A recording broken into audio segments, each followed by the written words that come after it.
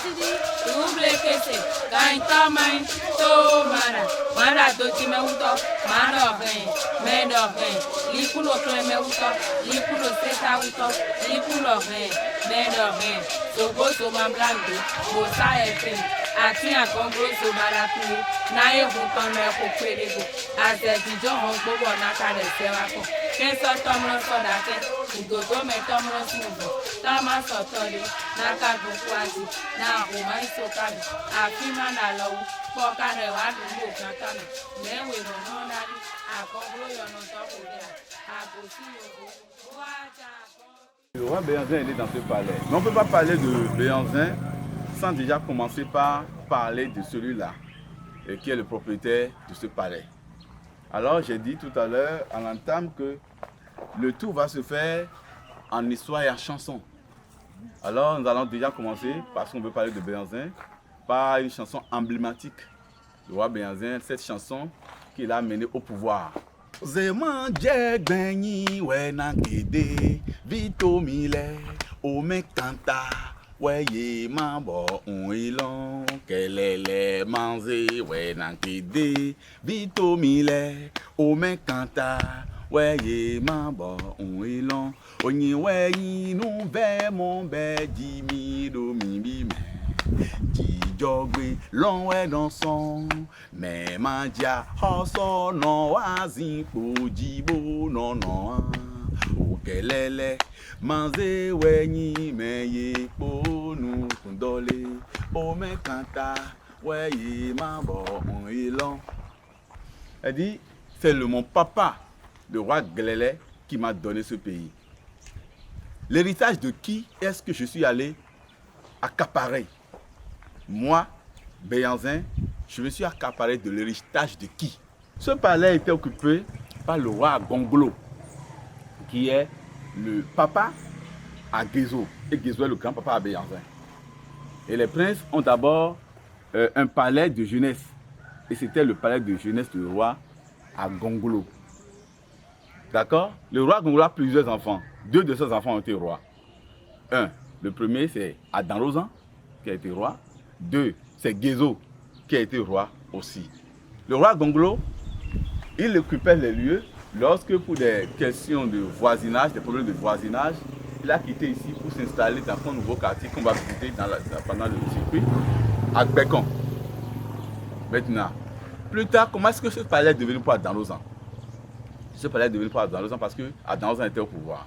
Quand son papa à Gongolo est mort, c'est lui qui a pris le pouvoir. Et quand il a pris le pouvoir, il s'est opposé à beaucoup de choses. Il a fait beaucoup de réformes. Et quelle est la réforme principale qu'il a eu à faire à cette époque? C'était de supprimer l'esclavage. La tête négrière, c'est Adanrozan qui a mis fin à ça. Il a dit ouvertement aux Blancs, nous sommes plus prêts à envoyer nos enfants chez vous. Il a demandé aux Dahoméens, quand on envoie nos frères au pays des Blancs, qu'est-ce qu'ils vont faire là-bas?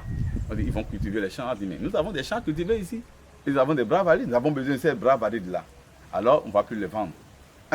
Les problèmes ont commencé dans le palais et on voulait le renverser jusqu'à ce que, comme il a interdit l'esclavage et les princes insistaient qu'on continue à faire l'esclavage, il a dit d'accord, comme vous insistez qu'on continue avec l'esclavage, moi je vais commencer par vendre nos propres frères. Et là, ils iront aussi faire l'expérience de l'esclavage. Et vous allez juger par vous-même s'il faut continuer avec l'esclavage ou pas. Et en vendant les gens, il a vendu la maman de Guézo, son petit frère. 2, il a supprimé les cérémonies et rituels, les sacrifices humains.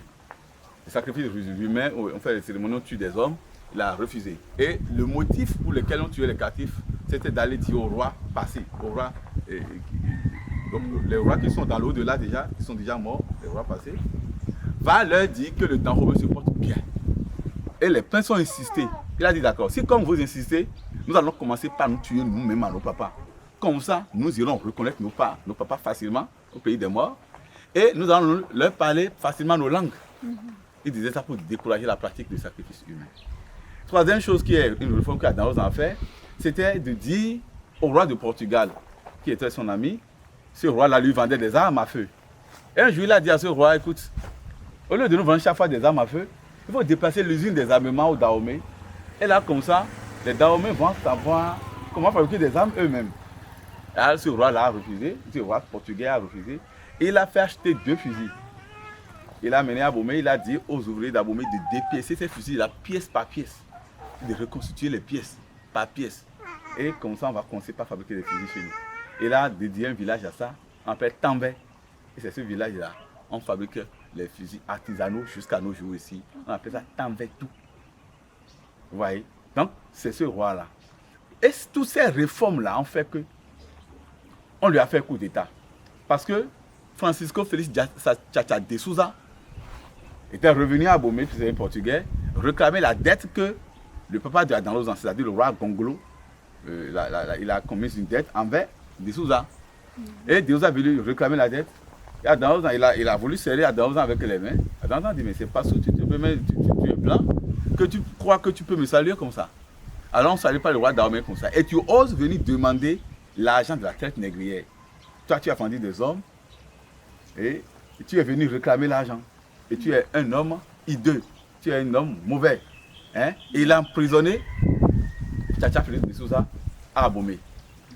Alors, Tchatcha a promis à Guézo, si tu me libères, alors moi je vais faire de toi le roi. Et un jour, on a sorti un prétexte comme quoi le mausolée du papa de Adão de Guézo, c'est-à-dire le roi Gongolo, le mausolée de la Gongolo a pris feu et que c'est Adão qui a brûlé le mausolée. Alors c'est ce prétexte qui a fait que ses propres frères lui ont fait un coup d'État. Ils étaient bien armés déjà, ils avaient l'argent. Donc ça a duré du temps, on l'a déposé. Mais on n'a pas pu le tuer. D'accord? On a vu maintenant à ici.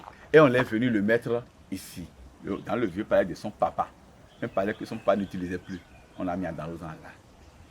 Voilà. Adão est là, Guézo a régné. Guézo a régné, comme on ne l'a pas tué, Guézo venait chercher des conseils chez lui, sur son grand frère. Ici. Guézo est mort. Glélé est venu. Glélé, qui est le papa de Béhanzin, est venu. Et Glélé aussi a continué à consulter son oncle. Tu vois? Et Glélé, un jour, est venu dire à son grand-oncle, j'ai une femme, je l'aime bien, mais elle fait souvent de fausses couches, ou bien elle donne des enfants morts-nés. Alors, chaque fois que la grossesse se grandit, ça va. Alors, il a dit, mais amène-moi cette femme. Alors que quand on l'a interné ici, la maman de Béhanzin, comme il n'avait pas d'enfants déjà, venait avec des repas à ce roi déchu et prisonnier. Et quand on a amené la femme, il a reconnu, mais c'est cette femme-là qui m'a amené à manger. D'accord, donnez-moi la grossesse, je vais entretenir la grossesse. Et quand il va faire l'enfant cette fois-ci, l'enfant ne va plus mourir. Alors, c'est ici, il a mis des feuilles, comme on sait se traiter en Afrique avant la médecine occidentale.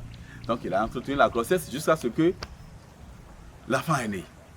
Et quand l'enfant est né, dans ce palais, il a dit à sa maman de sortir. On va se déplacer un peu, il va vous montrer quelque chose. Il a dit à sa maman de sortir et de se mettre de l'autre côté. Juste à côté où il y a l'arbre là, on a percé un trou dans le mur. Le bébé qui est né, on l'a mis dans un mortier avec les feuilles magiques. On a pilé le bébé. On a pilé le bébé. On a mis les feuilles sur ça, on a pilé.